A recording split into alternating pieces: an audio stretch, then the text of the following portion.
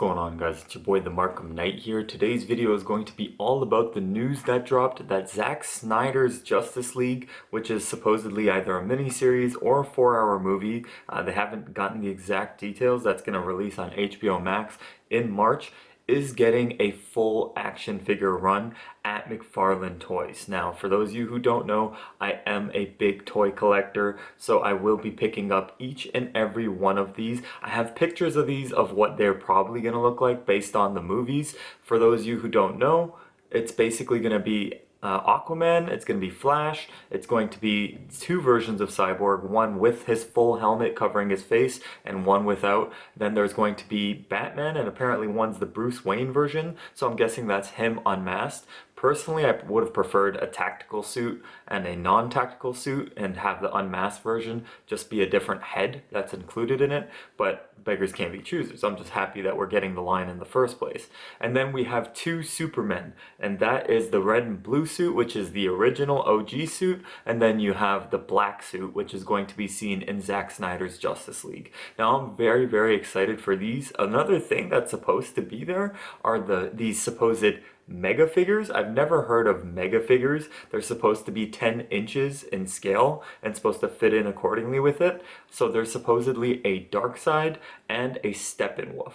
Now, Darkseid, we don't know if he's going to be fully realized Darkseid or if it's going to be Euxis, like we saw in the actual trailer. So regardless, I'm going to be happy with both of those. I'm going to be picking up every single thing in this line. I don't know if I'm going to keep both versions of Cyborg or if I'm going to keep both versions of Batman, but I'm definitely probably going to be picking up every one of them to see which ones I do like and which ones I don't, and then maybe just keep one or the other. But I'm very, very happy because I do have the Wonder Woman 1984 figures, and they don't scale too well with any of the earlier DC Extended Universe stuff. So it's really, really cool to see that we're actually going to be getting Zack Snyder's Justice League figures in the McFarlane 7-inch scale. Now, I'm very, very excited about that news, but Zack Snyder did drop something else that was kind of a little bit of a tidbit that I'm disappointed we actually didn't get, and that is that his original idea for Wonder Woman was that she would be based in 1854, and in the year of 1854, she would have been a part of the Crimean War,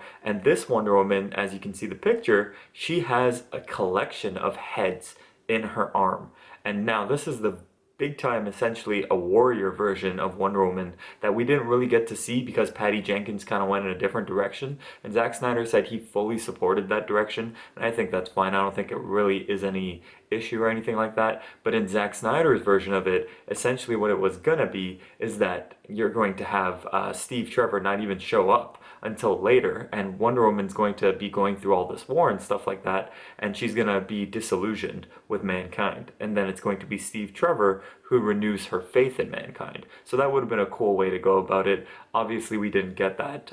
We did get this picture, and if you can see a colored version of the picture, it looks really, really cool, and I would have hoped that we could get something like that. Maybe we can get an Elseworlds story like that, maybe an animation or something, maybe not, but it's just cool to see kind of the idea and trajectory that Wonder Woman would have had, considering. I mean, Patty Jenkins obviously took in a very different direction. I did really like Wonder Woman 1. Wonder Woman 2 was a miss for me, but some people do like it, and I think Patty Jenkins is going to kind of take her mistakes that she made in Wonder Woman 2 and the best things that she had in Wonder Woman 1 as well, and put them together to give us a really cool Wonder Woman 3 story. This is obviously a very different version of her. Now, speaking of Wonder Woman, we are not going to be getting a Wonder Woman figure in this Justice League line. So it's going to be kind of interesting. That I essentially feel like is because we got the Wonder Woman 1984 one, and that's close enough, and they don't really want to repeat the same sculpt that they did before. Now, I hope these figures are done a little bit better because that was early on in the McFarlane line. The one thing I was concerned about was the mega figures. Like I said, they're 10-inch figures, but usually they have a Build-A-Figure, and because they have 8 here, 8 actual other figures that you're going to be getting, because you have 2 Cyborgs, 2 Batmen, 2 Supermen, and then Flash and Aquaman. So because you have 8, what they could have done was 2 different Build-A-Figures. So I don't know kind of what choice they made to just go with a significantly larger figure built on its own, but as you can see up there, it says that you're going to be able to purchase it, and it's going to be for about $50 Canadian, which is about 40 something US.